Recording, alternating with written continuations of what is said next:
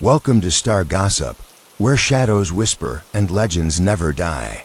Tonight, true Appalachian mountain horror stories straight from the dark heart of the mountains. Dare to listen? Then subscribe now and ring the bell, because the terror is just beginning. Story 1, The Hollow. That hums if you grew up anywhere near the spine of the Appalachians. You learn a few simple rules. Don't leave a jar open in summer. The ants will baptize it. Don't whistle at the northern ridge after dark, it whistles back. And don't go digging in what the mountain has already deemed buried. Folks say the old seams of coal are like veins, and the mountain is a body, wounded and still healing. It hums to itself while it mends, and sometimes, if you put your ear to the ground, you can hear what it's remembering. I didn't believe any of that when I took the job down in Blackbird Hollow. The kind of job you tell yourself is temporary until you find you've been there long enough to know the names of everyone's dead. I had a cheap recorder, a notebook, and a grant from a university that liked the phrase cultural preservation of oral histories enough to fling me a few dollars and a bus ticket. My subject, true Appalachian horror stories. Collect them, my advisor said, and don't sensationalize. Let the mountains talk through the people. People, bless them, didn't need much encouragement. There are places where stories are a hobby. In Blackbird Hollow, stories were a currency and a prescription both. The first person to talk to me was a woman named Ivy, whose porch posts had been wrapped in faded Christmas lights since the Carter administration. Tobacco had stained her fingers the color of creosote. Her apron read, "Bless this mess," and she wore it like a shield. She'd grown up in the hollow and lived here the way old trees live, with roots invisible and mandatory. "You want the true ones," she told me, not really asking. "Not the tourist ones, not the postcards with the Mothman on them. You want the ones that keep you up nights, wondering if you're alone in your own house." I told her I wanted what she was willing to share. She spat neatly into a Folgers can and laughed a laugh like a creak of a long, heavy door. "Then I'll give you a beginning," she said. "Not an ending. With the mountain, it's beginnings that matter. Endings come on their own, like winter. That night, in the stale motel room with its floral bedspread like a rash of peonies, I rewound the tape and listened to her voice again, the mountain wind catching in it like a burr. "It begins with the hum," she'd said. "Once the company left and the scene quit giving, the mine mouths went quiet, and folks thought quiet was better than dynamite. But about a year after the last shift climbed out of Shaft 23, the air began to carry something. Not a sound exactly, but not a silence either. A pressure, like the hour before a storm when your sinuses ache and every dog lifts its head. Children were the first to notice. They'd lean over at supper time and say, 'Mama, who's singing?' Mothers, scorched by days of laundry and the mathematics of bills, would hush them. 'It's the crickets, baby.' But crickets don't keep steady time like that. Crickets don't sing underground. Underground? I'd asked, where else? Ivy had said, the mountain doesn't whisper out loud. It hums through what's underfoot. Folks started finding things. Jars left on doorsteps with river stones tied around the lids. Only when you opened them, the stones were slick and the water inside smelled like matches. You'd leave the jar alone, of course. You'd think it was the youth playing a trick. Only when you walked past it the next morning, the jar had sunk into the wood, and when you pried it up, your hands stung as if you'd dipped them in vinegar. "Which jars?" I said, half joking. "Which?" Ivy said, the way someone says lightning.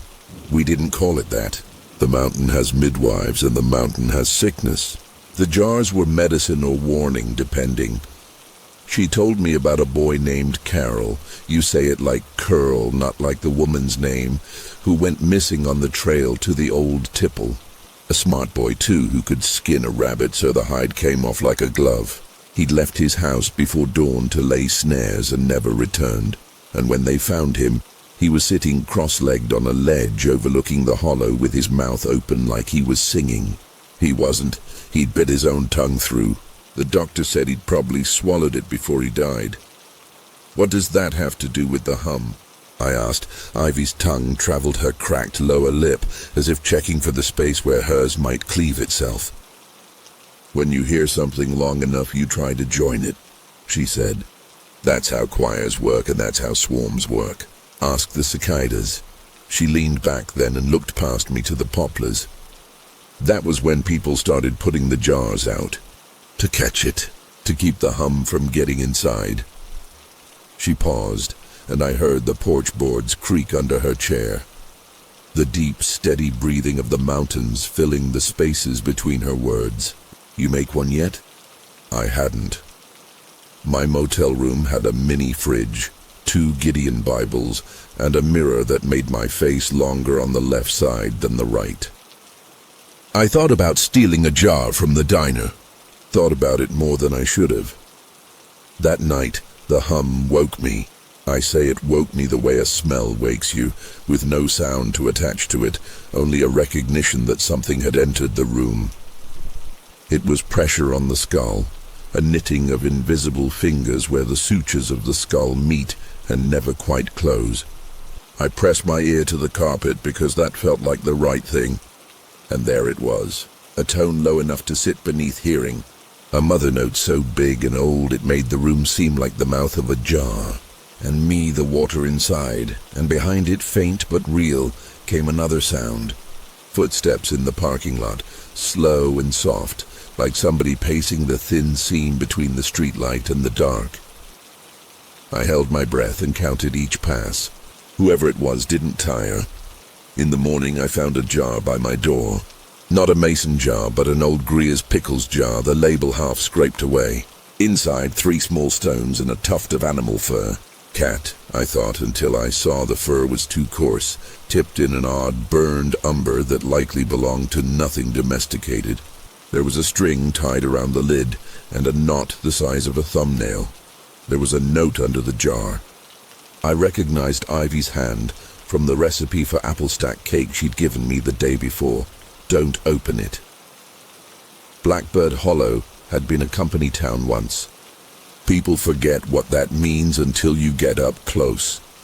The store is owned by the same men who own your paycheck, and the hill where you burn your trash is owned by the same men who own the road up to your house. Even after the mine closed, the company owned the land under the cemetery. You couldn't be buried without someone in an office a 2-day drive away, signing paperwork that priced your bones like a parcel. The little elementary school had a mural in the cafeteria, a cartoon coal car with smiling lumps of coal like potatoes at a party. The librarian locked the books at night. The only bar was unmarked. The paint burned off its door by a grease fire long before I came. Everyone called it the pump because the beer tasted like the well outside. Metal cold at first and then flat as regret. I set up a table near the pump's jukebox with a hand-lettered sign, "Tell me what keeps you awake." There are easier ways to get punched, but not many. The first hour, people watched me like I was selling a pyramid scheme. The second hour, a man with a face like a red walnut told me about the time a white dog followed him all the way home and then wouldn't cross his threshold. It just reached out a paw and trailed it down the wood, he said, like the wood was water, like it remembered water. The third hour, a woman told me about how her husband woke around 3 every night and went out to stand in the garden, shirtless, no matter the season. He'd stand there and tilt his head and smile like he'd heard something comforting.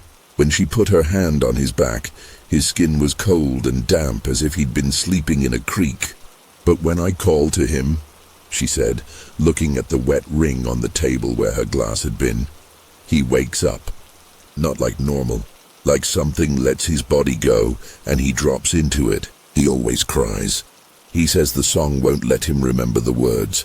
I asked if she'd tried a jar. She looked at me as if I'd asked if she'd tried throwing rocks at an airplane. Tried, she said. They're everywhere. They just appear like mushrooms. She took my hand and placed it against my own throat. You ever wake up and your voice is already saying something? I hadn't. I told her I hadn't. She nodded like she'd expected as much. At last call, 2 boys in their 20s, Thomas and Boone, offered to take me to the mine mouth. We got lights, Boone said, lifting his phone like it was a lantern. Phones brighter than any headlamp my granddad had. His smile was a dare. I said sure. The path to the old tipple was a switchback through poplar and sugar maple. Something big had moved across it earlier.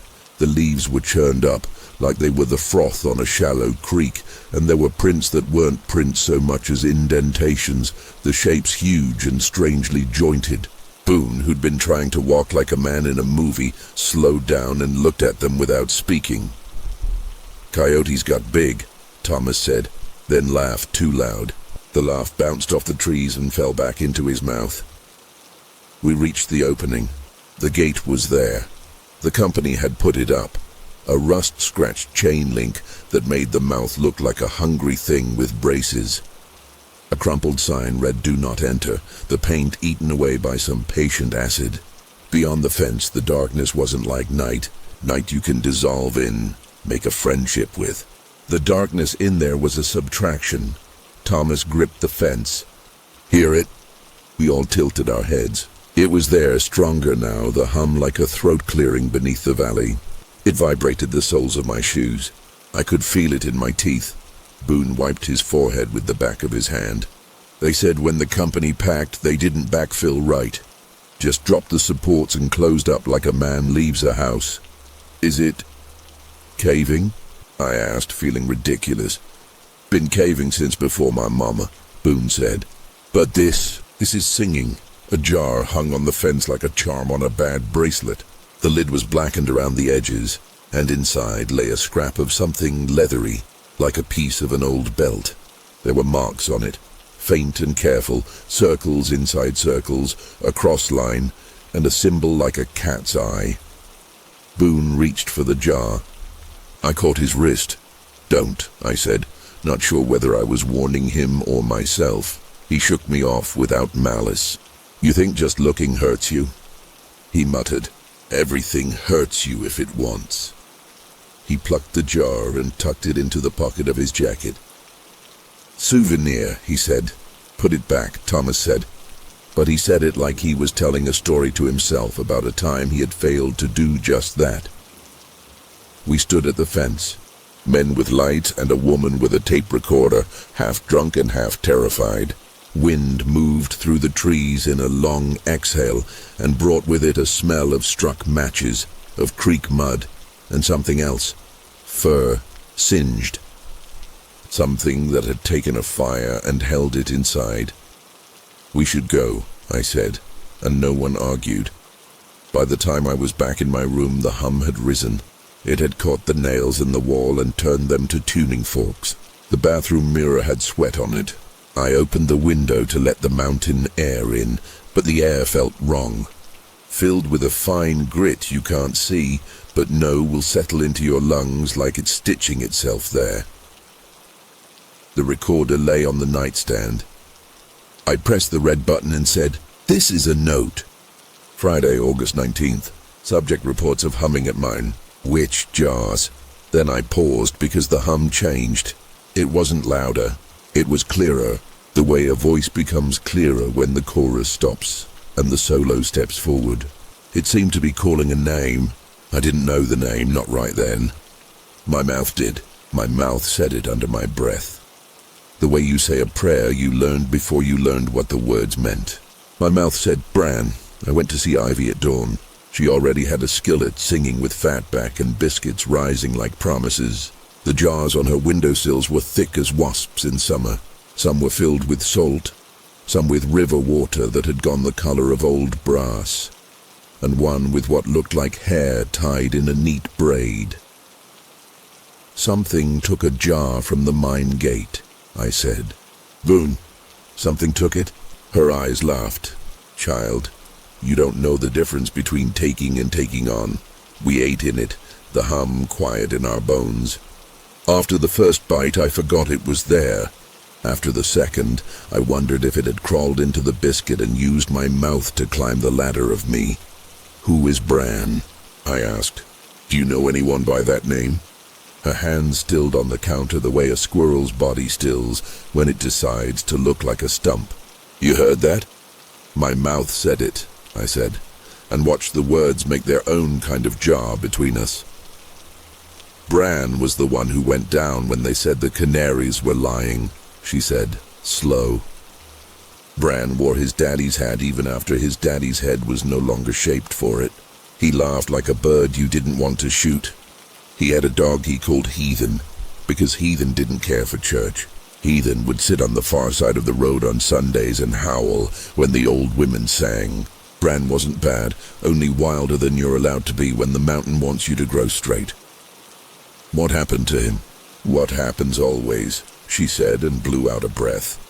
The mountain took back what was borrowed. They said it was a pocket collapse, and maybe it was that and maybe it wasn't. What I know is they found a tunnel in a place the plans didn't show, and in that tunnel were signs.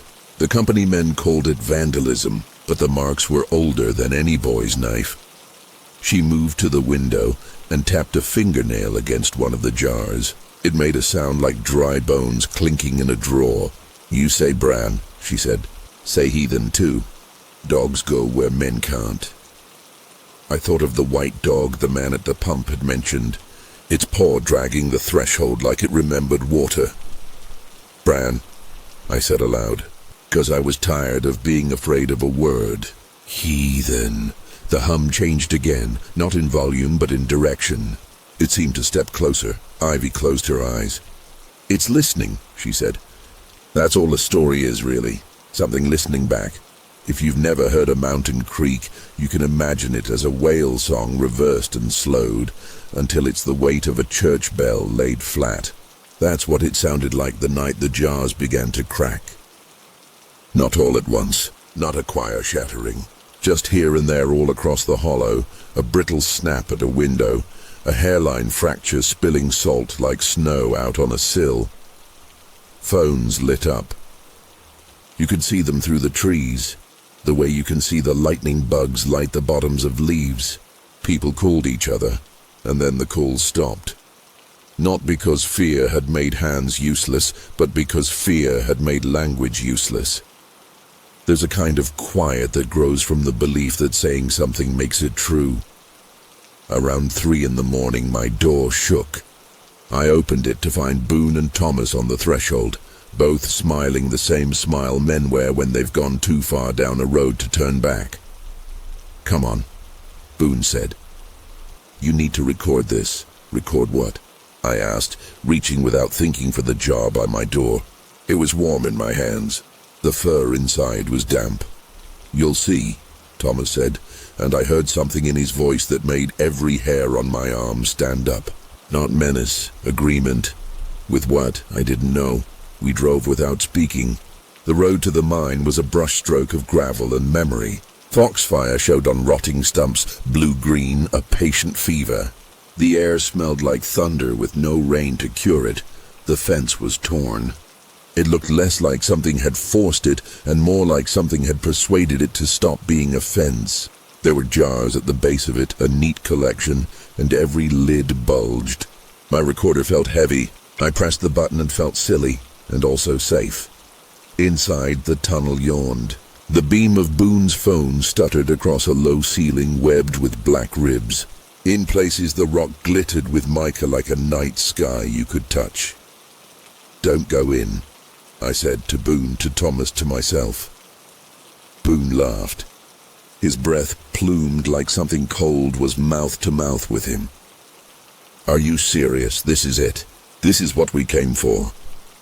We came to see, Thomas said, and his voice drifted as if it were attached to a balloon and he'd let go of the string.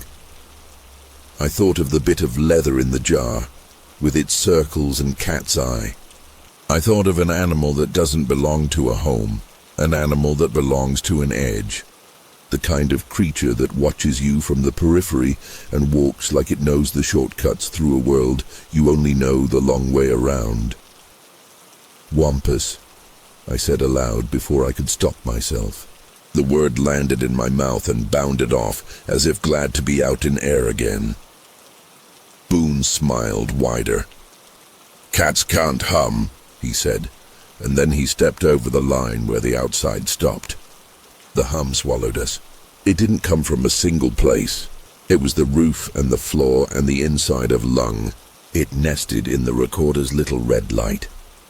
It nested in Boone's teeth. He laughed again, only the laugh had a second tone riding it, like a harmony grafted onto a wrong song. Thomas took my hand. It was the sort of hand you take when you're a child crossing a road. "We've been hearing it since we were born," he said, as if reciting something he'd once read on a plaque. "The mountain has a throat. The mountain has a belly. The mountain has a—" "Stop," I said. He stopped, but only his voice did. His body kept walking. We came to a split where two tunnels parted like a wishbone.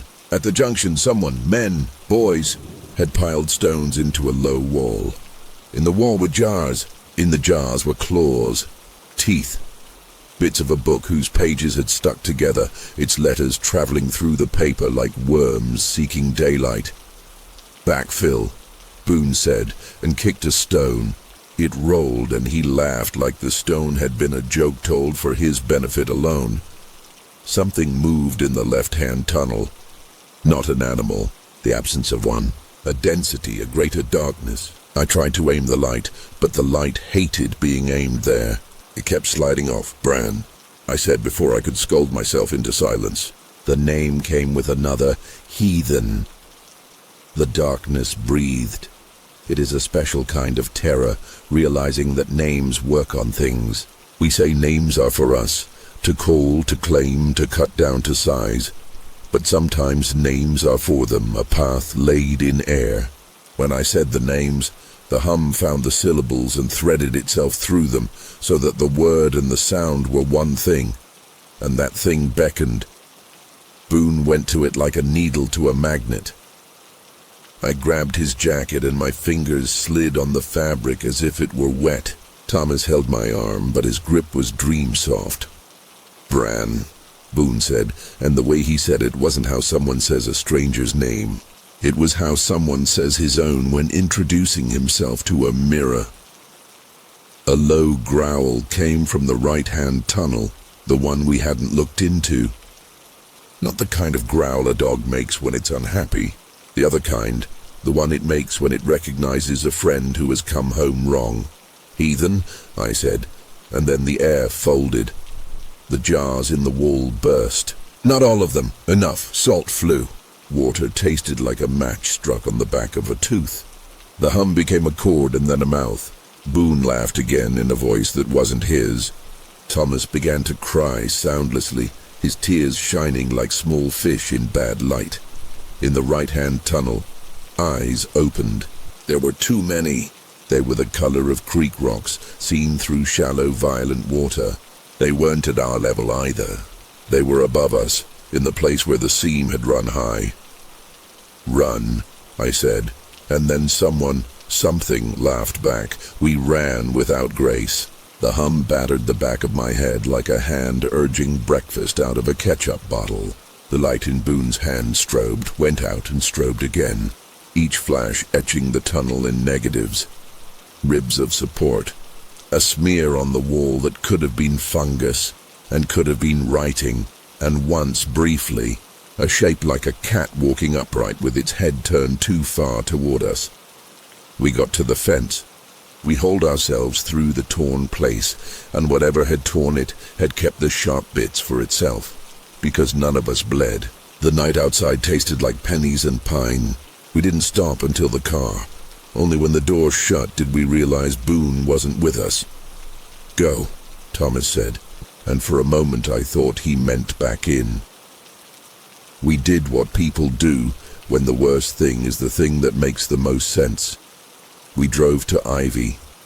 She was on the porch with a shotgun and a jar in her lap. "I told you not to open it," she said, "not to me, but not to me." "We didn't," I said. "We didn't open anything. Boone opened himself," she said, flat. "There's more than one way." Thomas made a noise like a kettle about to boil over. "We have to go back," he said. and then couldn't finish, whether from fear or from the hum having found his words and cut them short. Ivy set the jar aside. She looked at me with a question. Do you want to make this story yours, or do you want to survive it? I didn't know the answer. Even now, telling you, I'm not sure. We don't go back in, she said at last. We bring what's in out. How? I asked. She smiled a smile from an older century. With names, she said. With names and with listening. The mountain sings, but it also hears. It hums back what you hum at it. She handed me the jar. Inside the braid of hair, something glittered, a single thread of mica woven into the strands. The lid was cross-hatched with shallow cuts, circles and cat's eye, and a shape I recognized only because it had been showed to me one too many times in childhood. The sign for a guard, a ward, the star that isn't a star so much as a stitched-up crossing. Set it by the fence, she said. Say what needs saying. And don't cut yourself on the words. We went. The fence waited with the patience-only metalones. The moon had flanked the mountain and hung there like a button on a too-tight coat. At the torn place, I crouched and set the jar down. The hum trembled through my kneecaps. The ground felt warm and then cold, as if breath were traveling through it. I put one hand on the jar and the other on the earth. Bran, I said. Heathen. I thought of a boy wearing a hat that didn't fit. I thought of a dog that disliked hymns. It's time to come out, I said, because I didn't know the right words and hoped the mountain would forgive grammar. You're not the same now.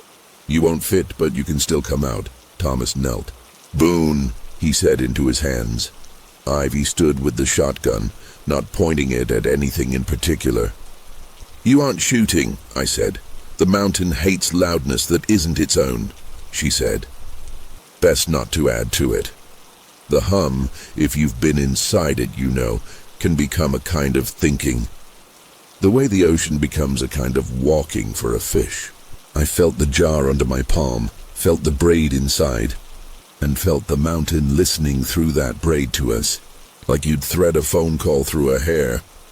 I don't know how to explain what came next without sounding like a liar.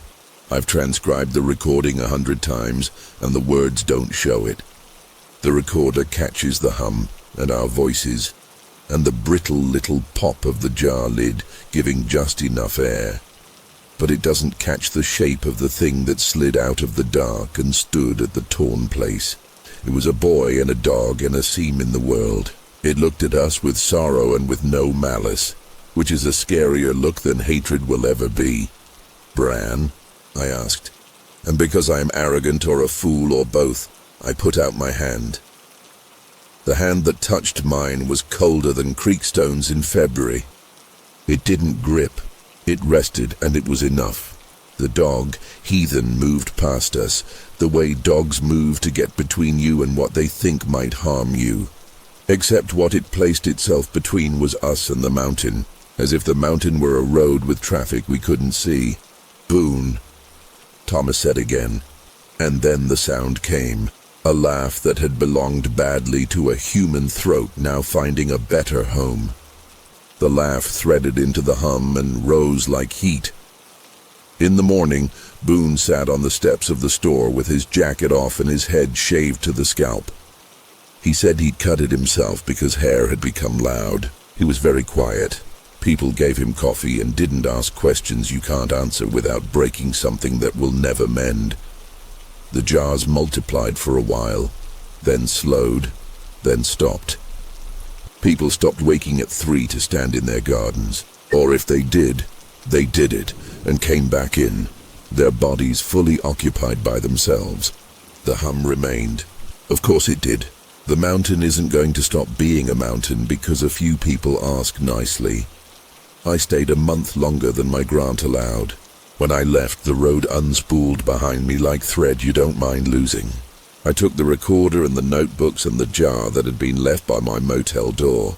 I kept it on my windowsill in the city for a year. In summer, ants made pilgrimages to its base and then backed away as if a law were written there. Sometimes at night a sound wakes me that isn't a sound. I think of Ivy, who wrote me 2 postcards every year until her hands got too tired. One at Christmas, one in late July. Do not sensationalize, my advisor said, but there's no need. The plain way is sensational enough. This is the part where you want me to say whether these are true stories. You want me to swear on something, maybe a Bible, maybe the mountain. I can swear on neither. I can tell you what I saw and what my mouth said on its own. Bran, heathen. I can tell you I heard the mountain hum my name once, very faintly, the way a mother hums a song into a child asleep in the next room. I can tell you that when I put my ear to the ground now, any ground, anywhere, I listen for that mother note the way you listen for a train you know is late and still coming. I can tell you this, and it's the most honest thing I know. Every place is a body, and everybody remembers the tools that cut it. The mountain doesn't hold a grudge. It holds a tune. The people who live on it learn to sing along or to stuff jars with salt and hair to catch the notes before they change a throat too much to speak. And sometimes, less often than fear would have you think, more often than reason will admit, the mountain gives something back that it borrowed. It comes out altered. It doesn't fit like it did. It doesn't come as a son or a dog so much as the idea of a son and a dog, true in their bones, in the way a story is true when the person who tells it has kept one hand on the ground the whole time. If you visit Blackbird Hollow, don't whistle at the ridge after dark. It will whistle back in a key you don't know how to carry. Don't open a jar you didn't fill. If somebody asks you a name, tell them you're given one and the one the mountain knows you by, if you've learned it. If you haven't, wait. It will come. It always does. And when the hum starts, because it will, some night when your house has forgotten about summer and is practicing being cold again, don't say it's nothing. Put your ear to the floor. Let the old song find you. Answer with your own name first, then the names of the ones who went down and didn't come back in the shape expected. Some will call this superstition. Some will call it folklore. I call it manners. Story 2, the Widow's Creek Covenant People. In this stretch of the Appalachians, don't talk much about the dam unless the summer's gone dry and the waterline pulls back like a lip. That's when the steeple shows. A black tooth biting through morning fog, the copper cross at its point green as a bruise. That's when the old women fold their dishcloths over the sink and stare north. When the men who swore off sorrows stop by the cemetery, even if none of their people are there. And that's when someone will say, "The creek's breathing shallow again," and everyone knows what it means. Widow's Creek used to be a town. It had another name then, longer, with a man's surname stuck to it like a burr. But names on paper are not the same as names in a mouth. People called it Widow's Creek after the flood, because floods will make widows of almost anything alive. And after the government dammed the river and the water came up slow like a gossip leaning closer, the name fit better than the one on the deed. They say the town didn't fight hard enough. They say it fought too hard, and that's why the water took its time. They say the government men were polite, and they say the government men were devils, and both can be true in a place like this. There was a vote. There were papers. There were maps with neat blue lines where no blue had ever held before. There were promises about power and progress, and keeping people from the kind of drowning that happens fast and merciless in spring. People nodded and signed and packed. In the last week, somebody rang the church bell at midnight each night. Some say it was the preacher. Some say it was the woman who scrubbed the church floor, angry to lose a job she did for free. Some say it was the widows. The dam closed on a Tuesday. The river hesitated like it had manners. Then it forgot them and rose. When the water reached the cemetery, people came to lean against the fence and see if the stones would float. The stones did not. When the water touched the steps of the church, someone half threw, half placed a dishpan on the surface and watched it drift toward the doorway, as if going inside for prayer. When the water reached the school, the chalkboards inside, painted green and as old as arguments, cried tears of chalk milk down their faces. When the water reached the last house, the woman who lived there stood on her porch and took off her shoes and left them there side by side. "So they'll know where I went," she said, and stepped into the shallows in her socks. That's one story. Here's another. The widows made a covenant. Not all of them, not even most, just enough to fill a circle. They walked into the creek together on the last night, when the fog lay low and the steeple was not yet a tooth, but still a finger pointing men to heaven. They went hand in hand. They said a thing to the water that nobody heard, but everyone seems to know. Half the people say they wanted their men back. The other half say they wanted to keep their men company. The creek agreed. The water went over their heads like a veil. After, folks who lingered at the edges of what had been a road felt a current tugging at the laces of their boots, delicate as a child's hand. They went home and shut their doors. The creek filled. The town drowned. This, I was told, is true. You don't need me to swear. In the mountains, people learn to recognize the shape of a true story even when they'd rather not. I came to Widow's Creek because a university in a flat state mailed me a piece of paper with the word grant on it and told me to go find the real stories before they sifted away. I had done this before. Hauled my tape recorder up roads 2 goats would think twice about. Sat on porches and let the sweet tea turn from cold to tacky in my mouth while I listened to 3 versions of the same event and tried to find the 4th, truest one floating in the air between. I knew about listening and about not being rude and about how sometimes the thing a person won't say is the very thing you need to write down.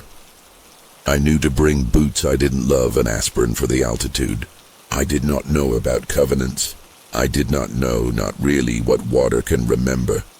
The road to the dam was smooth in the way roads get, when men who don't live near them pay for their upkeep. The spillway bucked past in a thunder I could feel in my teeth. The reservoir lay beyond, gray on gray, a sky that had puddled and never learned to get back up. The parking area had signs about safety and rocks with brass plaques telling you the year of the dam's birth and the number of kilowatt hours it made possible for towns you and I will never see. There was a little overlook with a binocular you had to feed quarters. I set my elbows on the rail and looked for the steeple. The water line lay short of the tree roots. The heat had been unkind to the county. Down lake, a dark prickle pushed through the surface, barely there. "Give it till evening," a voice said beside me. "She likes a little drama," I turned.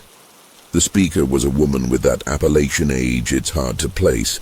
Gray hair pinned in a coil, face both smooth and lined, hands that had been used and cared for. She wore a sweater despite the heat, and her mouth kept a pinched look like it had been told a secret and wasn't sure it wanted it. "Waiting for the steeple?" she asked. "You won't see much from here. Better from the north dock. Folks don't go down there so the fog isn't spooked off." "How do you spook fog?" I asked. She smiled. "By trying to see through it. That's a cousin to trying to see around it.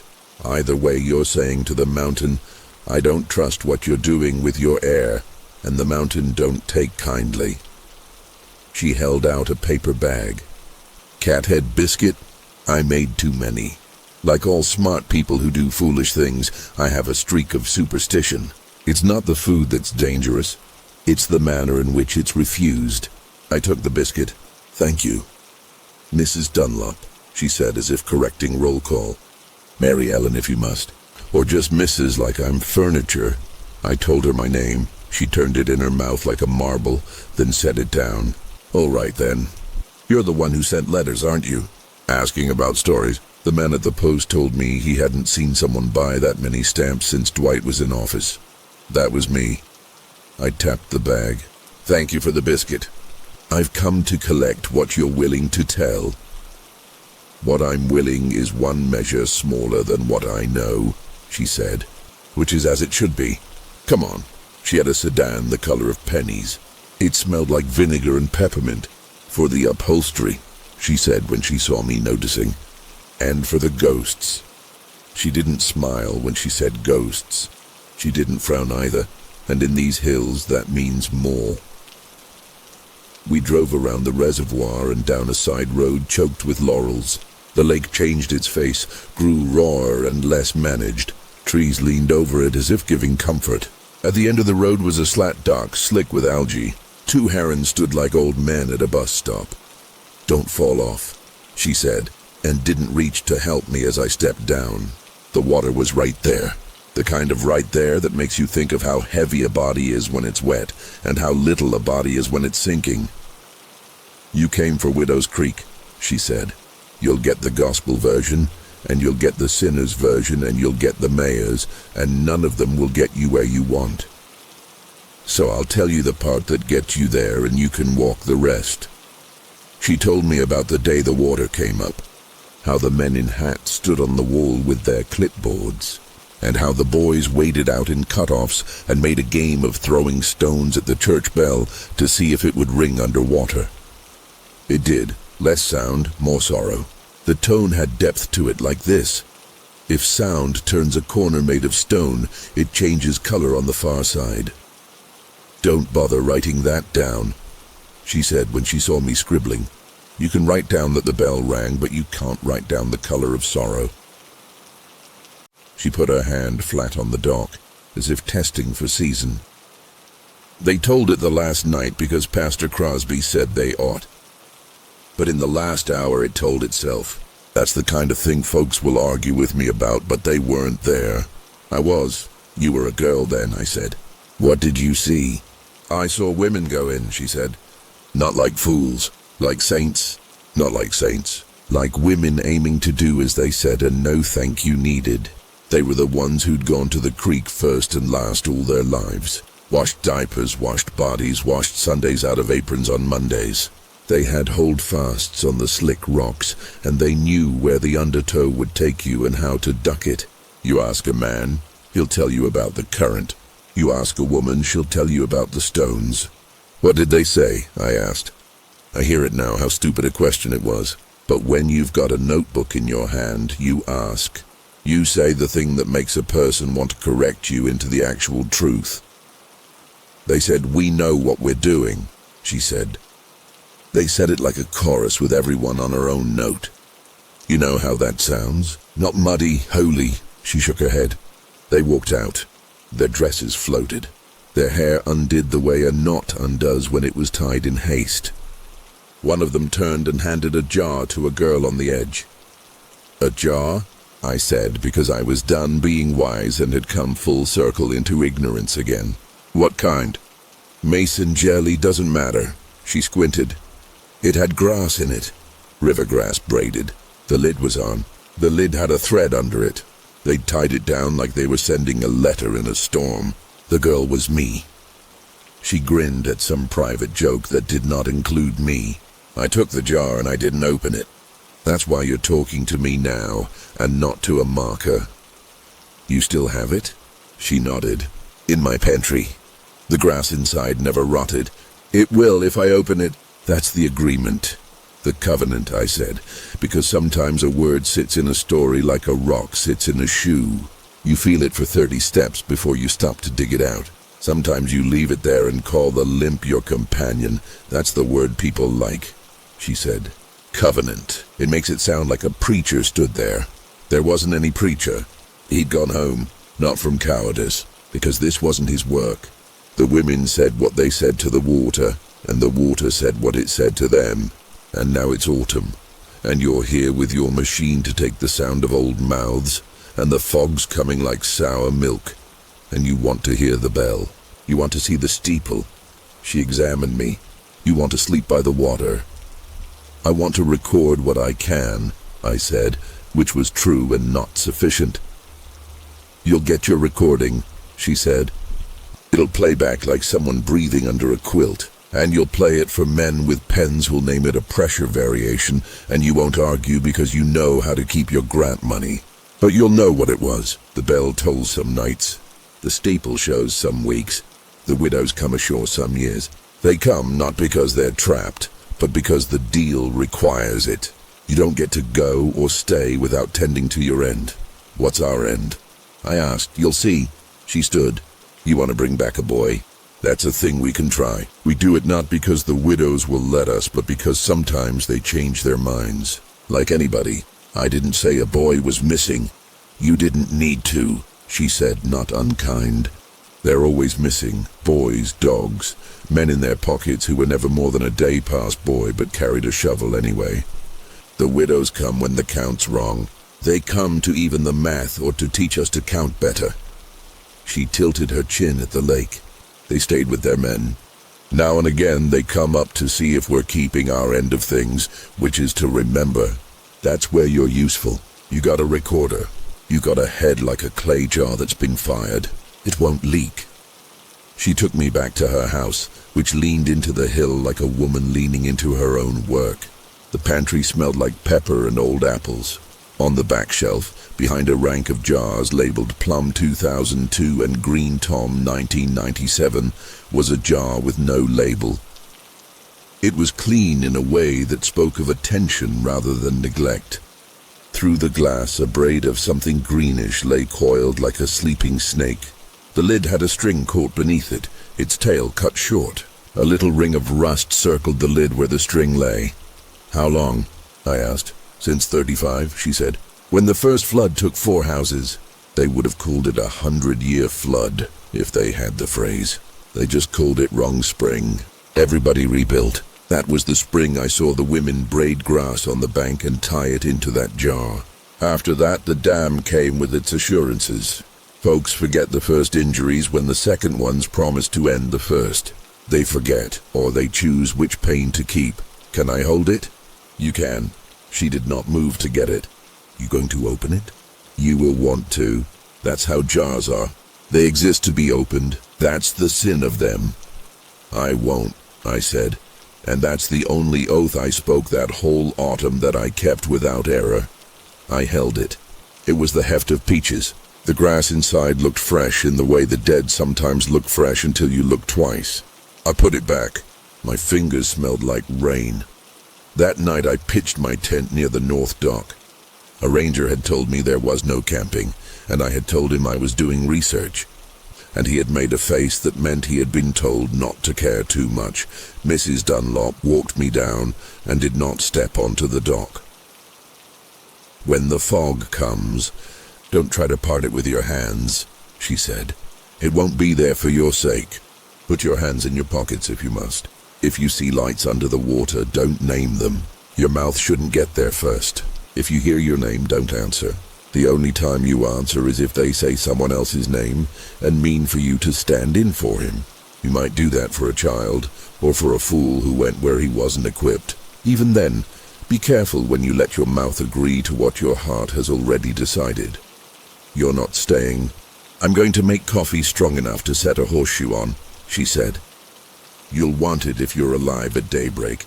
If you're not, you won't want anything, and that's a luxury I've never had.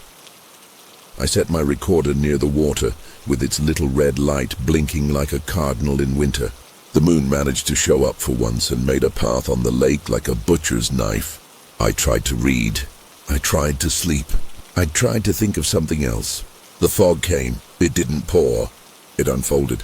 It unstitched distance and left the dock inches from my hand, the water inches beyond that.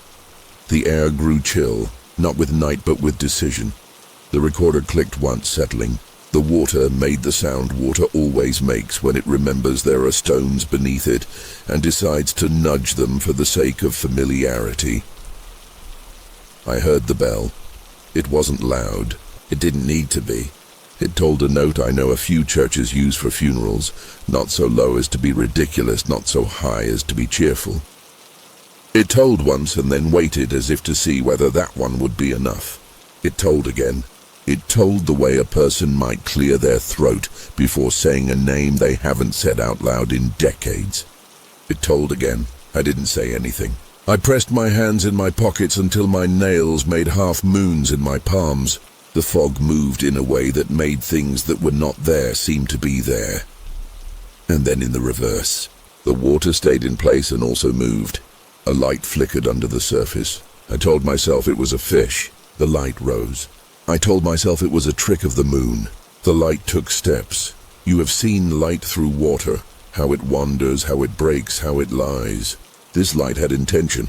It came from something lantern-shaped held in a hand, and that hand came up through the water without trouble the way a hand will, from milk or from tall grass, and that hand belonged to a woman, whose other hand was linked to another, woman's anon around until I realized I was not watching a single arrival but the top of a circle.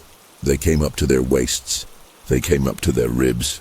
They stood in a ring with the water around them like a reluctant shawl, and the fog made their hair move as if it were still underwater. They were not pretty the way television makes the dead pretty. They were beautiful, like cold is beautiful when you need it to stay alive. They were ordinary in that they wore what they'd worn: house dresses, aprons, a church skirt, the coat someone's sister had knitted with sleeves too short. Their eyes were open. Their mouths were closed. The bell tolled once. Fog moved like thought over their faces.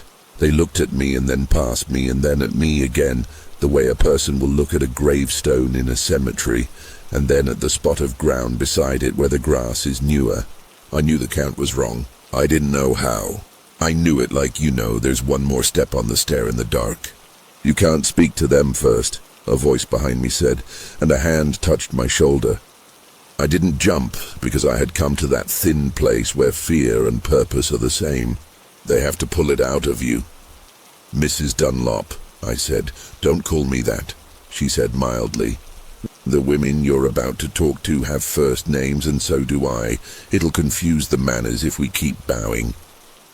They're here to take someone, I said, and hated the anxious way the words bent in my mouth. They're here to see if we know how to keep count, she said. As for the names, ask who. She didn't answer because she didn't need to. The women's mouths had opened. The bell tolled again, right under the skin of the water, deeper now, as if the steeple had bent lower to look. The women hummed. It wasn't a tune. It was the kind of sound you make when words would be frivolous. You hum when grief is a job. Names, I said. My voice shook and then steadied. We remember. The fog thickened between one hum and the next and resolved itself into women's bodies in a way that made me crazy to write and impossible to write faithfully.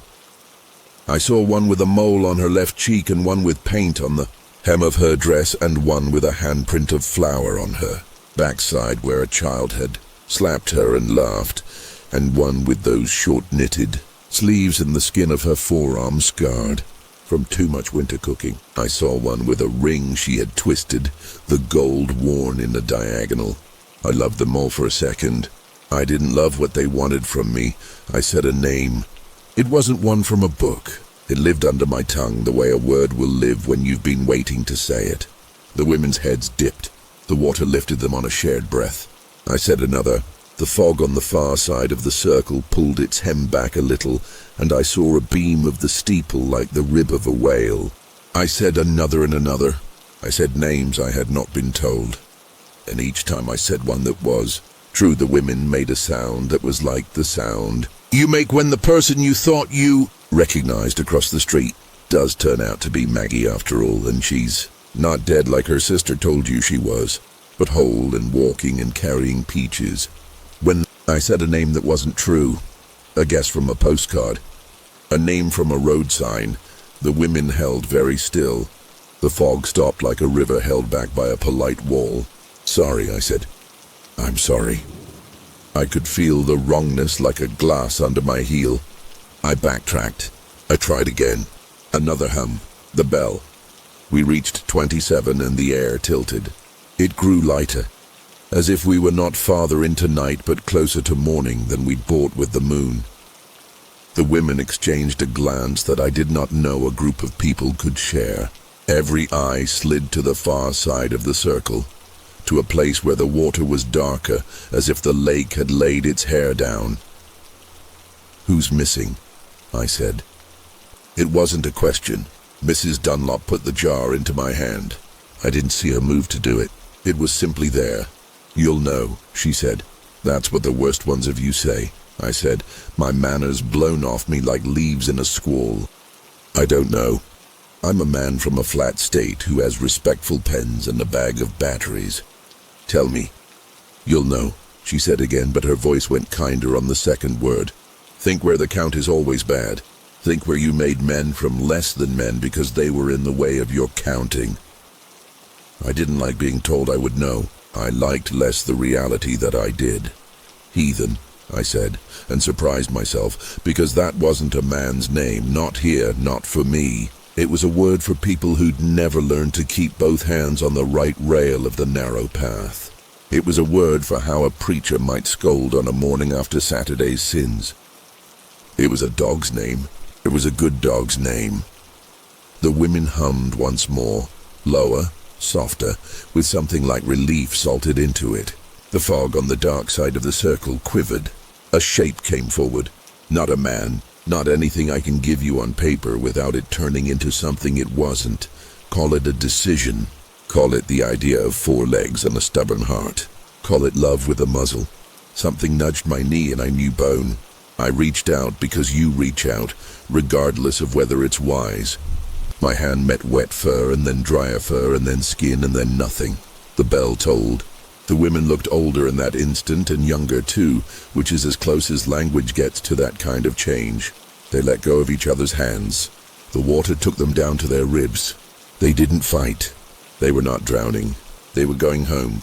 Wait, I said like a child. Is someone going to... I didn't know how to finish that sentence without making a promise I wouldn't keep. That's not for now, said Mrs. Dunlop. That's for a morning when you're putting your coffee on and the water in your pipe sings. A note you recognize and you know the count is wrong again. You'll come back, or you won't. That's the covenant's mercy and its cruelty both. It waits. It knows where you live, the women sank. The fog slid off the lake like a coat off shoulders. The steeple was there, blacker against black. The recorder's red light blinked in a stupid, loyal way. I didn't know whether to be grateful or ashamed of it. The jar in my hand had sweated a ring onto my palm, and the string burnt my thumb a little, as if to remember me. We found the boy 3 mornings later. His mother had said he was at his cousin's until she admitted he wasn't. The lake laid him at the edge of a cove, as if putting back a tool it had borrowed. He wasn't broken. He had in his pocket a river stone and a nail. The coroner said something gentle about hypothermia, even in warm water. The preacher said something scolding about night. His mother said nothing at all, and you learn in time that is the only proper thing to say the first days. Of the dog I spoke, there was no sign. But for 3 weeks the sheep up on the ridge gathered at the fence and put their noses through the wire and breathed the air like it was holding something with a good smell. The man who kept them shook his head and said they always did that after a drowning. They like to keep count, he said, and I didn't ask which they was, the sheep or the drowned. You're marked, Mrs. Dunlop said when I went for coffee that afternoon. She poured it like medicine, without ceremony, and set it in front of me like forgiveness. Don't fuss. It's not a mark that will keep you from living. It's a mark that will keep you from leaving without saying goodbye. That's all a mark is in the end. What does it look like? I asked, trying for a joke. Like you've been held, she said. Not a bruise, not a burn. Like fingers set themselves on your chest to keep you from doing something stupid. She tapped the spot between my shirt buttons. Some nights it'll itch like a lie. I stayed a week longer than I was meant to. I wrote things down that fell apart on the page and left the page as gnats do when you wave your hand. I recorded night air that sounded like a person remembering how to cry after they've forgotten for a few years. I drank coffee and ate biscuits and walked twice with Mrs. Dunlop to the cemetery the lake did not claim, where the stones wore their moss like proper hats. We set our hands on 4 markers that had names almost rubbed away, and said those names out loud until they felt less ashamed of having been neglected. When I left, I promised myself I'd be different from the men who said they'd write and didn't, who said they'd come back and meant it until the first trip without snow showed up, and their boss said maybe the mountain could wait. I meant it like a man means it when he still has the smell of the water in his hair. You will, Mrs. Dunlop said, not with spookiness, just with the confidence of a person who has seen years demonstrate the shape of a man's promises. I went to the flat state. I wrote a paper with an abstract that said nothing and 3 footnotes that said more than the body. I sent a copy to the department chair and another to a graduate student I thought might not waste it. I mailed a copy to Mrs. Dunlop care of a post office box, and it came back with the rubber stamp, "Unable to forward," that always looks like a euphemism. I taped it to my wall. I told myself I'd done what was asked. At night sometimes, I woke to the sound of the bell in my pipes. You will not think me melodramatic if you have ever lived in a house with old plumbing. It is a symphony of ghosts in the best of times. This note was clean. I could tell you the hurts. You would laugh and I would too, because the important thing about sound is not its math. I went downstairs and put my ear to the kitchen sink and heard breath. I said my name to the drain because I am, in my sins, obedient. The water in the trap ticked. The house settled and did not rock like a boat. I went back to bed. I dreamed of a circle of women whose hair moved with the tide of a breath you cannot outrun. Years went by the way years do. Too quickly while you're watching. Slow while you're standing in a line at the DMV. I married a person who knew how to keep an argument warm, long enough to put it on the table without burning us. We had a son who loved dogs and songs and things that flash on water. We lived near a river, because everyone does if you zoom out far enough.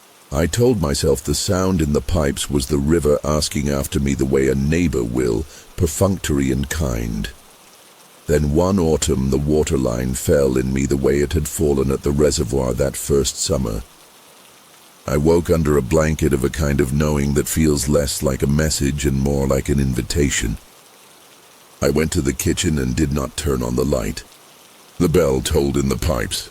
The dog we had, Scout, whose ears were foolish, sat up and pointed his nose at the sink and whined. My son came down in his socks and rubbed his eyes. He said, "Daddy," and then, without warning or intention, he said, "Heathen." I grabbed him too hard and scared him. "Don't say names," I said. "Not that one. Not at night." I didn't recognize my voice. It sounded like a person telling a child not to touch a stove he hasn't yet turned off. My wife came down and took our son by the shoulder with a softness I had forgotten was possible under the skin of the adult day. "You hungry?" she asked, which is how the gracious ask. They feed first. He nodded because he was 6, and that is the reasonable age to nod for food at any hour. She scrambled eggs with cheese and put them on toast and put the plate in his hands and let the dog lick the corner he dripped on. The bell tolled again, the note reverent and unembarrassed. She looked at me over his head the way people do when they have seen you start an apology and are waiting to see if you'll finish it. "I have to go back," I said. "I know it sounds like what it is," she said. "Go. I've loved her most for that. I wrote no letters. I took my recorder because I am a man, and men will carry their tools into the places they shouldn't.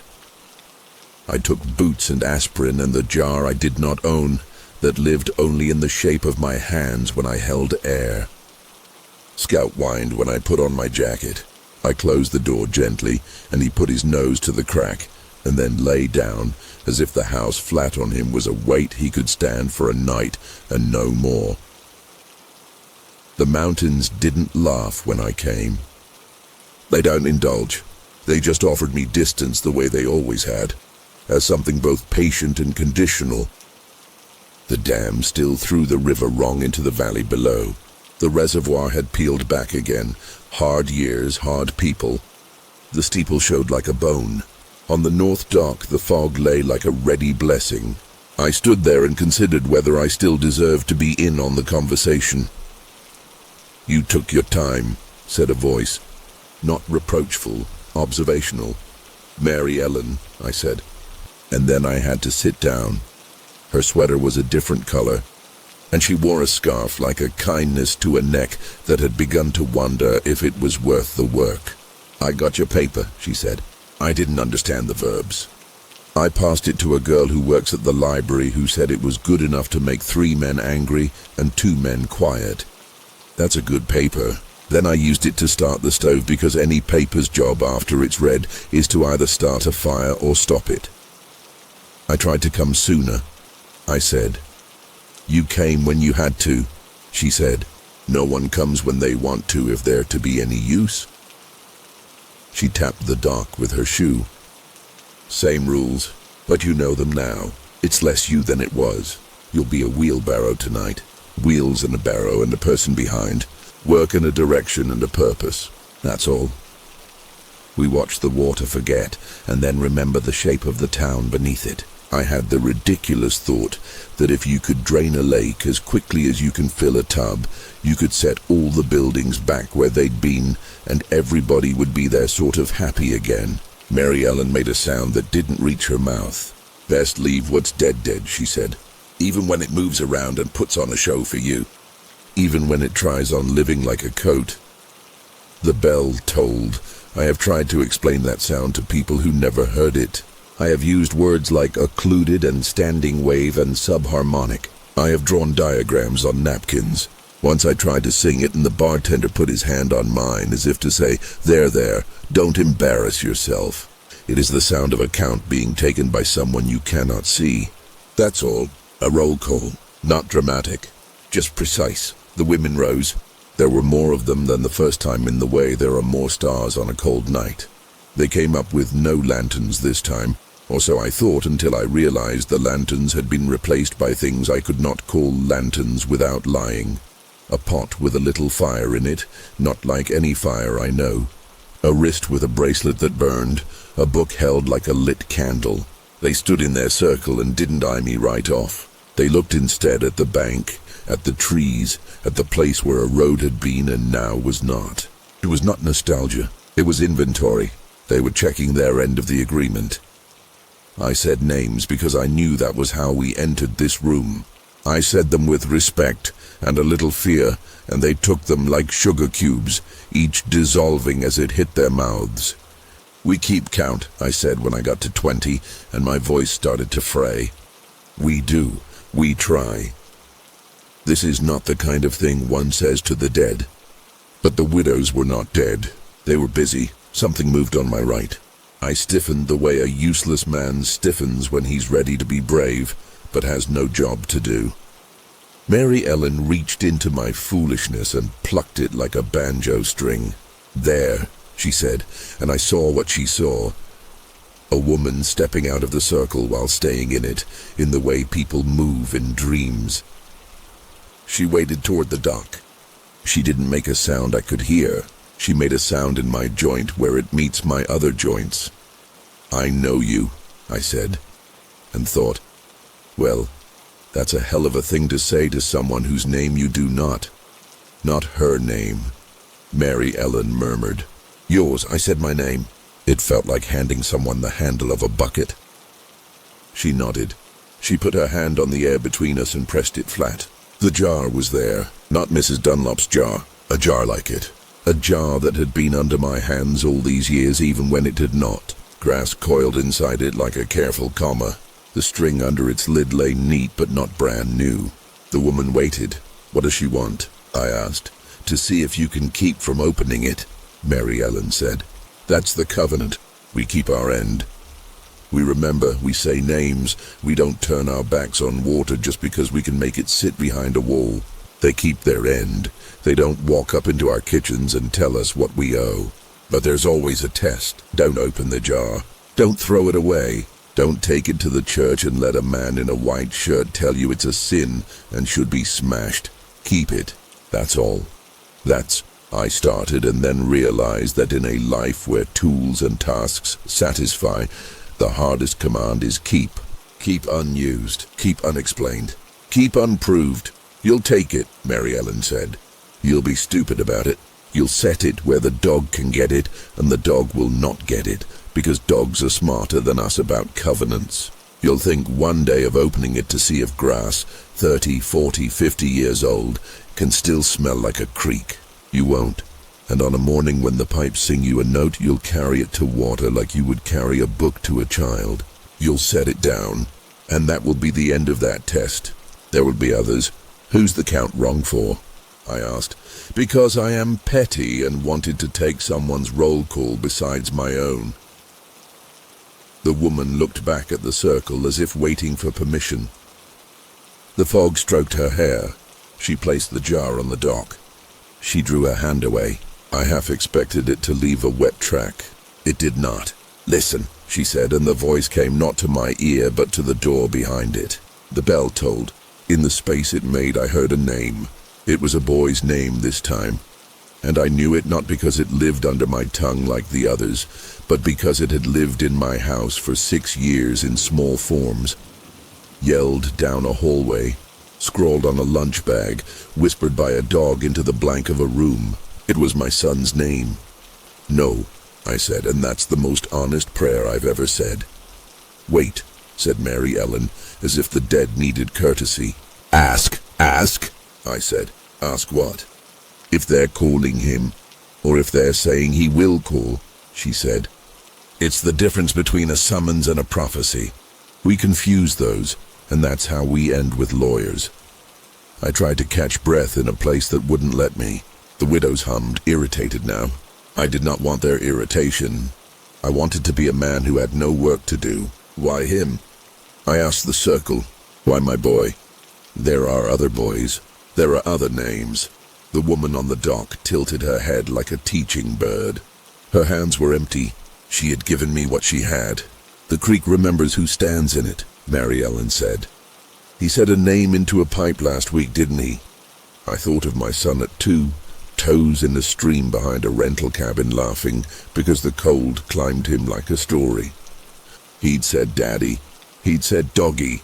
He'd said a word I hadn't recognized until I did. Heathen. He had said it like a pretty stone he'd found and meant to wrestle into his pocket.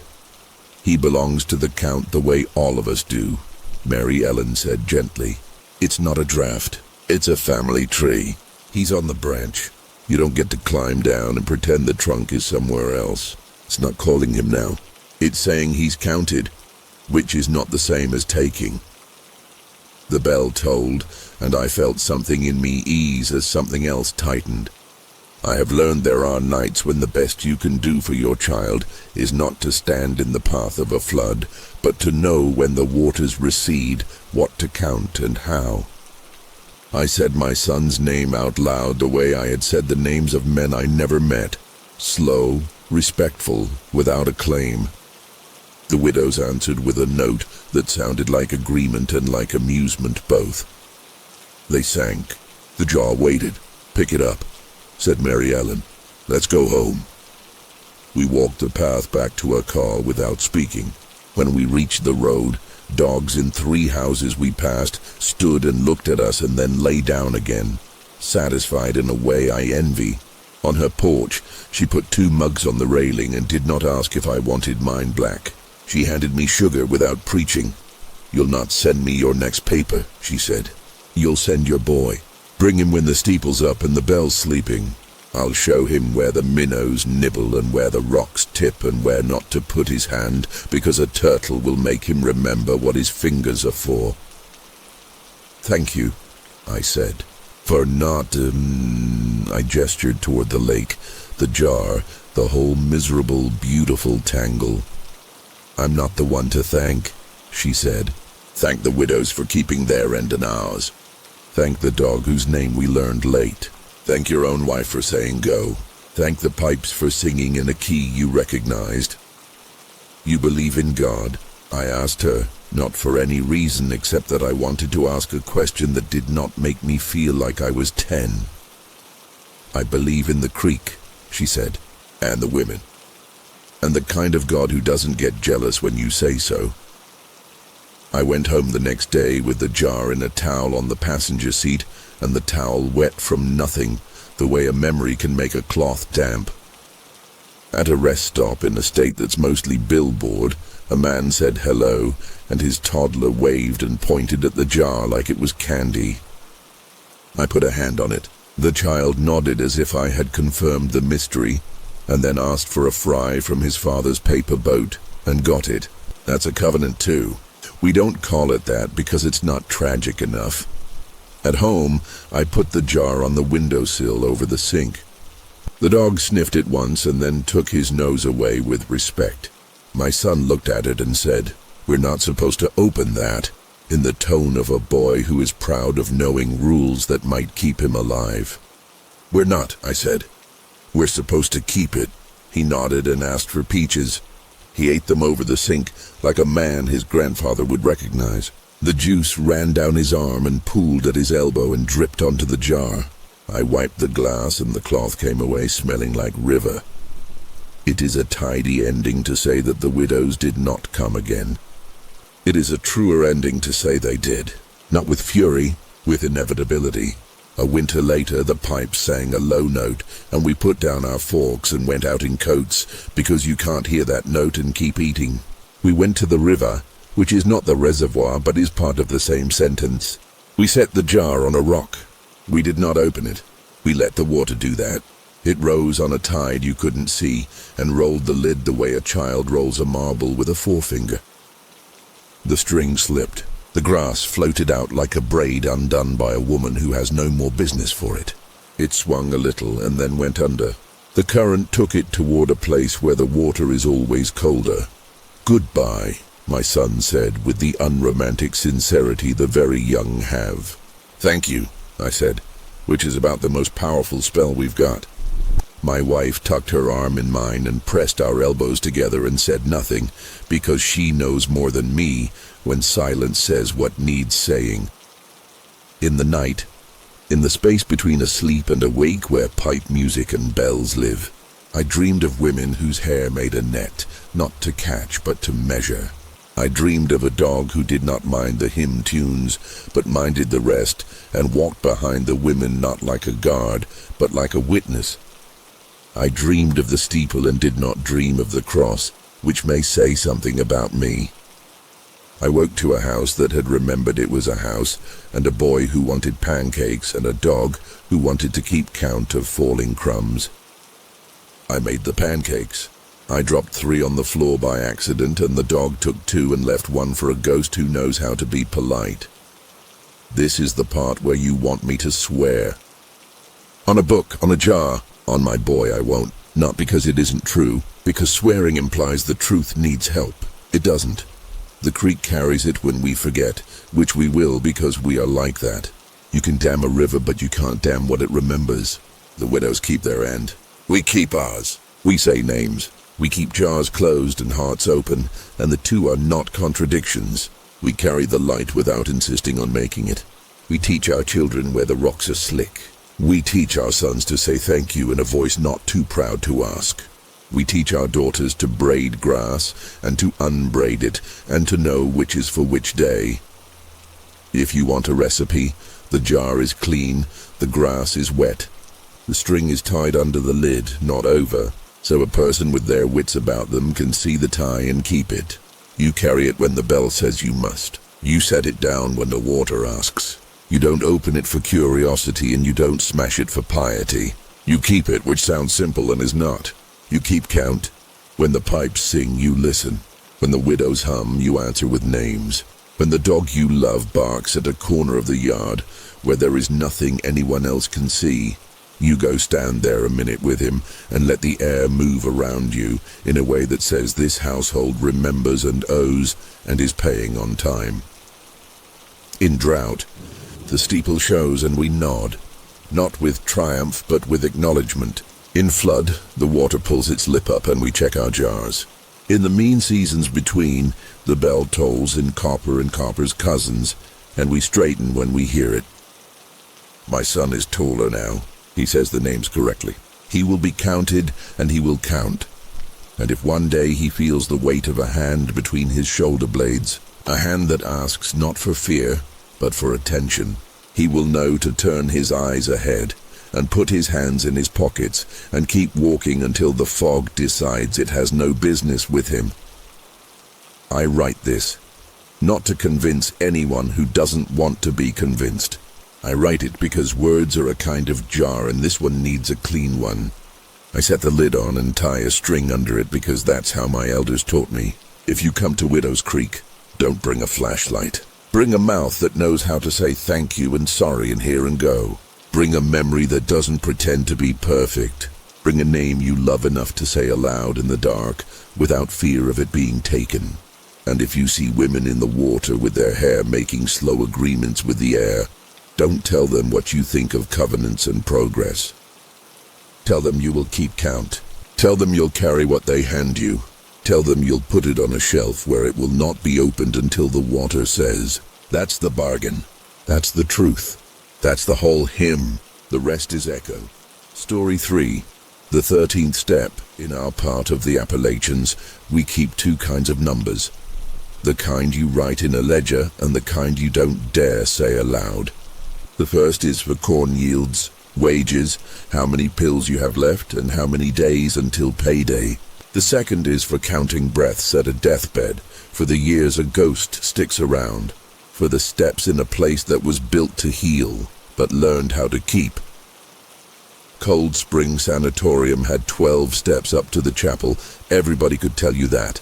12 stone rises, shallow and wide, meant for the sick to climb without coughing their guts out on the Lord's welcome mat. 12 in the day, 12 on a Sunday morning when the nurses wheeled sunshine and blankets along the veranda. 12 when the tubercular sang Fa Sol La out onto the wind like they were teaching the valley how to breathe. At night, there was a 13th. Ask anyone who ever spent a night up there. Ask them careful though, because folks don't like to admit they've been where law sleeps. I came to Cold Spring with a tape recorder and a grant to collect true Appalachian horror stories, the kind universities like to say with capital letters. 3rd trip like that in a few years. I knew how to nod and keep my mouth shut and put biscuits in it when an elder set them out. I knew how to write while a screen door talked to itself. I knew the difference between a campfire lie and something that makes your bones stand at attention. Why the sanatorium? My advisor had asked, like she wanted me to say something respectable. Because people sang there, I said, and singing keeps a place even when the walls go. If a house remembers anything, it remembers the songs.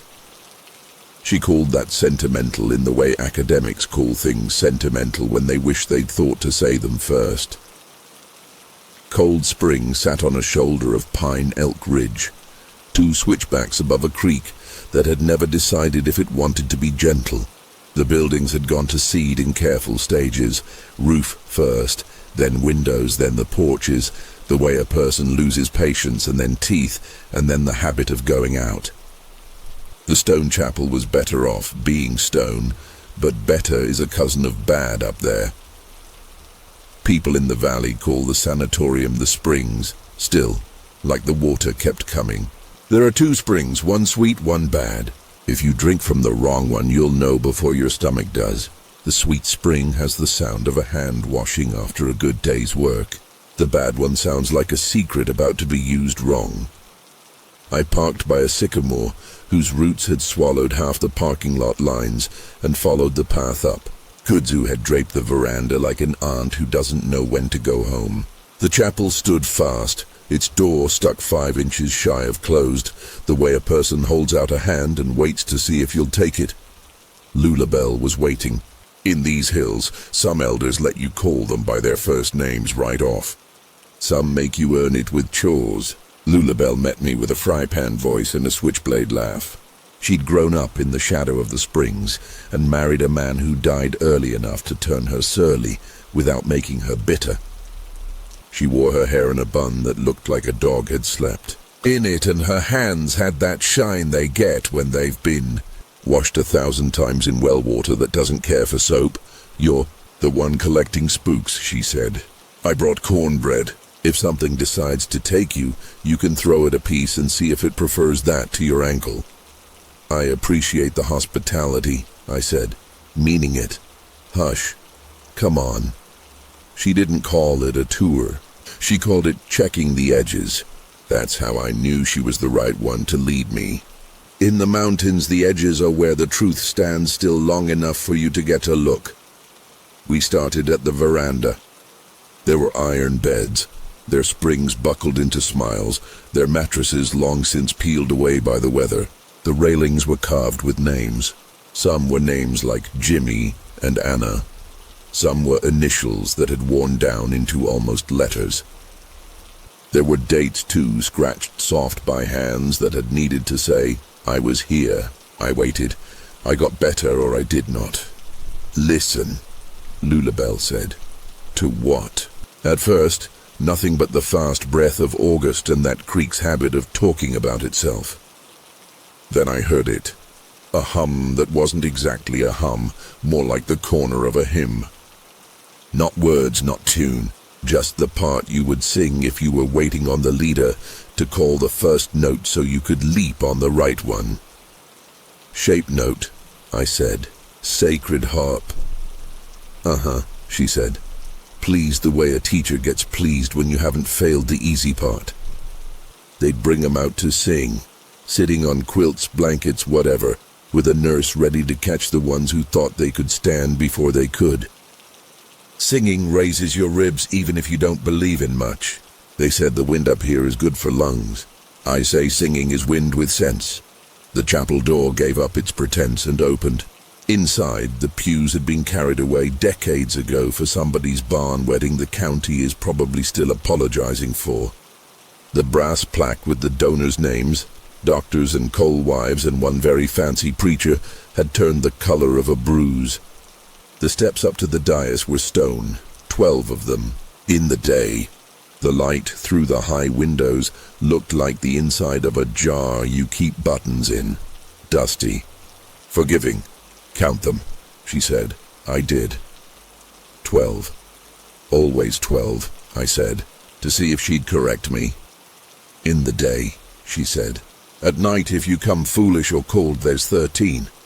The 13th rises out of the floor like an apology nobody means. You step on that one, you're not in the same songbook as the rest of us for a while." "Where does it go?" I asked. "That's not a good question," she said without scolding. "Places that ask for names at the door and then keep them don't get a map. Best you can say is it goes under, not like a basement, like a root system." She looked past me toward the high window. "And sometimes it comes up." "What do they want?" I asked, because that's the only question that matters in places like this. Not why this or how that, just what the dead want of the living. She tilted her head. "To keep count," she said. "You see a pattern? Roads with count problems, mines with count problems, rivers with count problems. This place, they sent people here and forgot to say goodbye when they died because you were supposed to get better. Patient expired, that's how they wrote it. Expired, like a coupon. No names in the book. The nurses remembered, because nurses always do. The rest of them figured the mountain would keep what they didn't have room for on their lists. The mountain will, but she charges interest. We walked the back corridor, where the rooms had once had windows on both sides, to make a cross breeze. Whoever designed the place knew things about lungs, even if he didn't know enough about the debt we owe the dead. On the wall, in a little square of shade, hung a shape note chart in someone's careful hand. Fa sol la mi fa sol la. The mi was underlined twice. Somebody had known about the dangerous note. "You hear the 13th step come," Lulabelle said.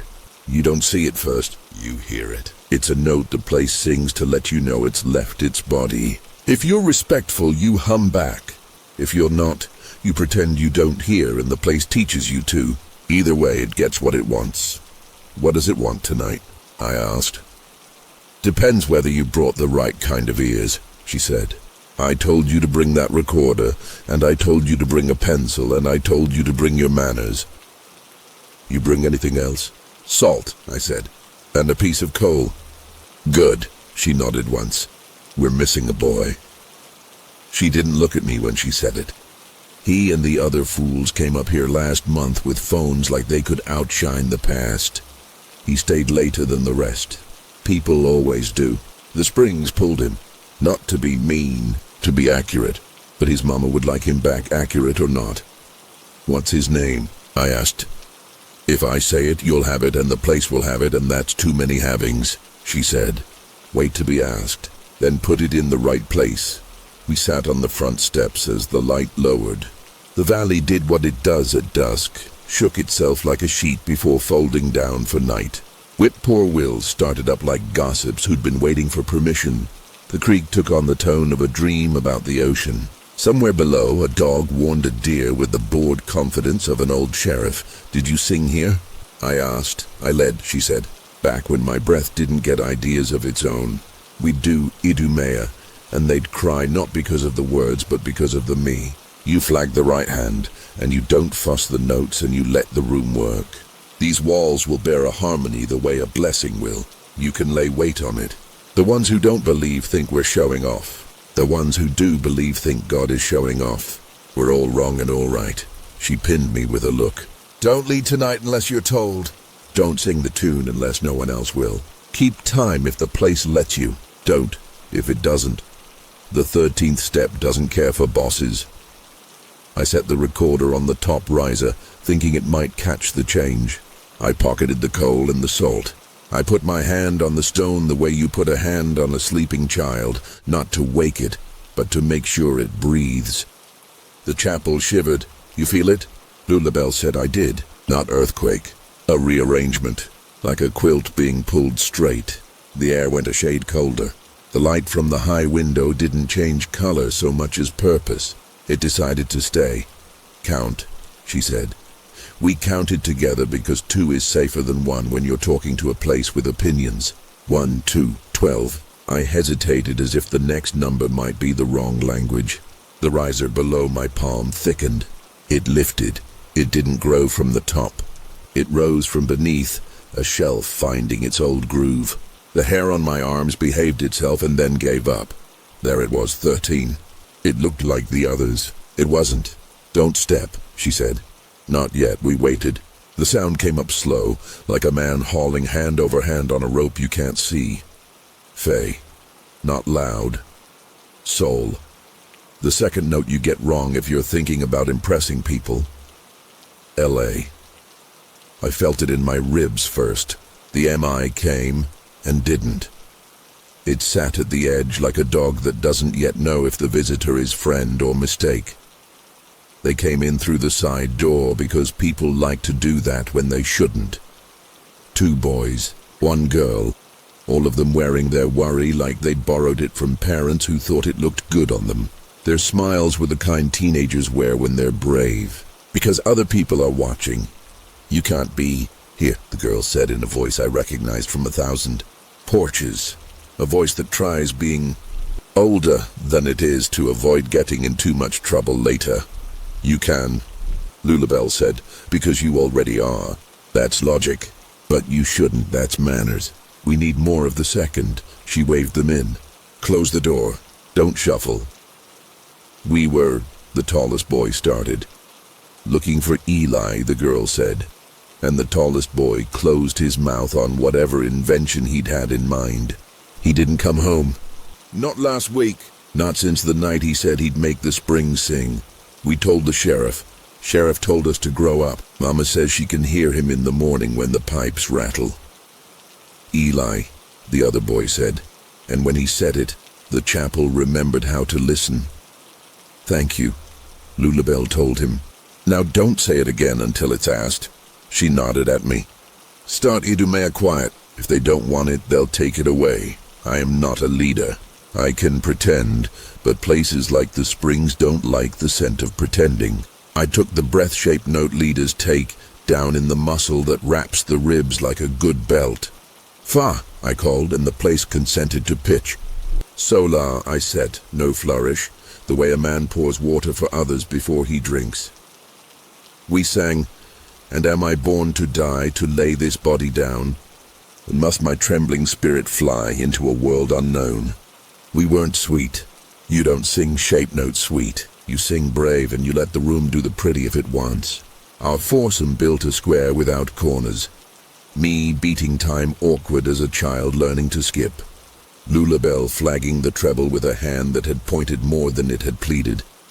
The girl high and true. The boy's unembarrassed the way it takes a person a lifetime to get back to. The chapel took our sound and set it like bread in a warm place to rise. On the 13th step, a foot moved. Not a foot, an intent. The stone wore the weight like an old shoe. Something stood there you and I could not see. The FA tightened. The MI came like a throat clearing after a long silence. "Keep time," Lulabelle said, and she might as well have added, "Keep count," because the second was the first shadow. I will not tell you I saw the sick. I did not. I saw the way air behaves when bodies move through it. I saw dust lift and settle. I saw the sensation Lulabelle would later call someone being here. Their song braided our song. We weren't outsung. We were joined. That's worse, in the way that a good possession is worse than a bad one, because it knows your shape. The girl looked at the steps and swallowed. "Eli," she said without meaning to, like a prayer or a swear. The 13th step answered with a pressure that made us all bend our knees without thinking. The boy beside her took her elbow and pinched hard enough to leave an agreement. "Don't," he whispered late. "Ask," Lulabelle told me. "Ask not with your mouth. Ask with your keeping. How do you keep with a question?" I took the coal from my pocket and set it on the top step. I set the salt beside it. I was not making a spell. I was paying a toll. I put my hands at my sides and stopped beating time, letting the chapel hold the pulse. "We're missing one," I said, and the wind moved like someone covering a child with a quilt. "You have his number. We have his bed. We have his mama. We have his name. We don't say it until you ask. Ask fair." A cough rose from the 13th step. It was not a cough a live person makes. It was the memory of one, honest enough to make my eyes sting. Something shifted on that riser, and then the stone itself seemed to lower a fraction, as if bearing weight too long. The MI found the room and set down roots. A shadow of a boy, call it that for ease, stood where the air had learned to move. All the rules I'd been handed said don't look, don't name, don't turn. But the springs had turned itself inside out for us. The least we could do was admit we saw. "Eli," the tall boy said, "because some impulses are stronger than instruction." "Don't," the girl hissed, not like a scold, but like a plea. The air at the riser trembled. It wasn't anger. It was accounting. Lulabelle stepped beside me and spoke not to the figure but to the step. "We're short 3 at the springs and 14 in the ledger and 100 in the world. You know it, we know it. Let's do this one proper. You don't like debt either." She reached into the pocket of her dress and brought out a square of folded paper soft with being carried. She handed it to me. Inside were names and a hand that had practiced until it became itself.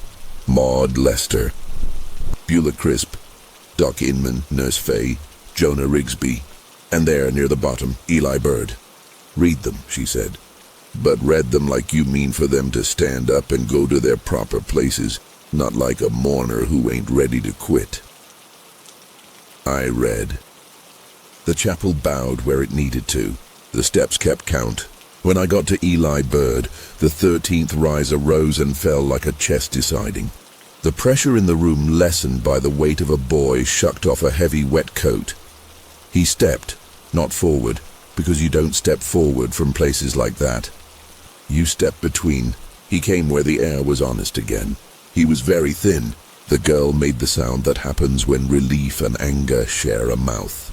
She didn't run to him. She made him come the last 2 feet like you make a child put his own foot on the gas when it's time. The 13th step held. The chapel didn't kick us out. It waited the way places do when they hope you've learned something. Lulabelle folded the paper back along its soft old seams, kissed it the way women from here kiss anything that might break, and put it away. "We owe," she said to the room. "We'll pay with singing. We'll pay with names. We'll pay by not letting a man with a book keep us from writing in the margins when the book leaves things out." She looked at Eli without letting pity take her face and asked the only question. "That makes sense to our kind of people." "You hungry?" He nodded. The tall boy started to cry, quiet as dew. We stepped down carefully. I do not know how I knew which were the 12 and which was the one I owed, but I knew. Respect builds instincts. At the bottom, I picked up the coal. I left the salt, which is not the same as leaving it for waste. Sometimes a place asks you to let it pretend it did the kindness itself. Outside, the valley knight stood up and stretched its arms. The creek had decided this would be a night it sounded like bed. Lulabelle broke the cornbread with her hands into 5 pieces. We ate. Eli took his with 2 fingers, like he was afraid to stain anything. He ate it slow, the way you eat when your stomach is a creature you don't want to spook. The girl put her hand on his back once, a count mark more than a caress. The other boy kept looking toward the chapel, like a person glancing at a grave to make sure the dirt hasn't moved. "You don't bring him right home," Lulabelle told them, as if this were a normal errand. "You stop by my place and let me salt his soles and feed him something that grew. Then you go to his mama and you don't let anyone say nothing about trespass or foolishness. You say the chapel miscounted and now it's right. If the sheriff wants to ask me how come I had 3 children up at the springs at night, he can ask me with a pie in his hands, and I'll consider the question while his pie cools." They nodded like court. Eli swallowed, and the swallow was the first loud thing he'd done. "You'll come back," Lulabelle told me when the children had started down the path, and the creek took their noise and pocketed it. "Not because you want more stories, because the springs will call when the count runs long the other way." "What's the other way?" I asked. "When we forget to remember," she said. "When the hunger for new things is louder than the habit of saying true names. When someone brings a speaker up here and tries to drown out the old singing with songs that don't ask the room for permission. The 13th step don't mind the new. It minds being ignored." We stood until the light above the ridge thinned enough to let stars be honest. Inside the chapel, something in the air unhooked itself from something in the stone.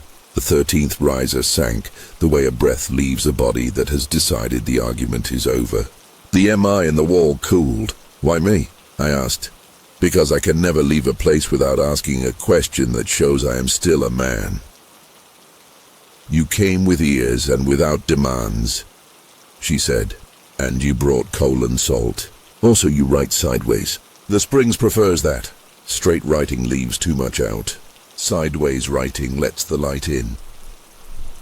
I slept that night on the veranda like a patient who had managed to get his bed angled to catch a breeze. The recorder clicked like a cricket. Somewhere in the dark, a fox laughed at me for thinking I had learned anything. In the morning, the Springs looked like any ruin with stories, and I knew better than to think that meant it was asleep. Back in town, people didn't ask. They knew Eli had been found the way you know the weather without checking the radio. His mama came out with biscuits and a broom.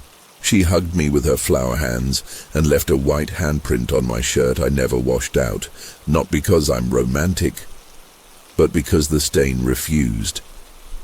If I try, it rises back up like the 13th step. I sent a write-up to the university with the word ethnography in it and 3 footnotes that said I didn't know what the world was for. My advisor wrote, "Fascinating. Perhaps tighten the prose." I tightened nothing. Some stories shouldn't be cinched. They need room to breathe. Sometimes at night, far from Cold Spring, I count steps in my own house and find an extra. When I turn to go up to bed and there's one more between me and the landing than there was at dinner time. I never step on it. I stand and let the house finish whatever sentence it's whispering to the part of me that isn't impatient. I put my foot down where it belongs. I say the names of the ones I owe out loud, even if nobody's here to vouch. If you go up to the Springs, you'll hear people tell it like a dare. That's not the right way. Go quiet. Bring salt and a hunk of coal wrapped in a handkerchief that smells like your grandmother's drawer. Don't fling batteries at the dark. Let your eyes make friends with it. When the 13th step comes, hum your FIE and let the room pick your soul. Don't chase the me. Let it find you. If a boy's name gets asked out of you, say it steady and then shut your mouth. If you're asked to sing, sing brave, not pretty. If you're asked to lead, say not today, unless the place itself puts your hand in the air. And when you leave, don't count the steps down loud. That's for the springs to do. You can count when you're on the gravel, when the creek has you again, and the trees approve your mouth moving. Count your blessings then if you're still down to 12. If you find yourself at 13 in your kitchen on a Tuesday morning with the kettle singing wrong, the wrong that knows your name, sit down and set another plate. Something or someone is about to ask you whether you remember. Say yes before you know what the question is. That's manners here. The ledger will always be wrong. The mountain will always be right in a way that doesn't help the law much. Between those two, we carry songbooks soft with hands. We put our feet where the old ones show us. We keep the extra step in mind and out from under us. We pay with breath and coal and the kind of salt that keeps meat, not the kind that stings an eye. We keep count. And sometimes, if the Springs is feeling satisfied and the room agrees, it lets a boy step back into a body that fits him and walk down 12 like he was meant to. And you get to be there when he learns how to hold bread again. That's a number worth writing in any kind of book. Thank you for listening to Star Gossip. If tonight's story chilled you, don't forget to subscribe and ring the bell so you never miss the next nightmare. Until then, keep your lights low, your doors locked, and remember, the mountains are always watching.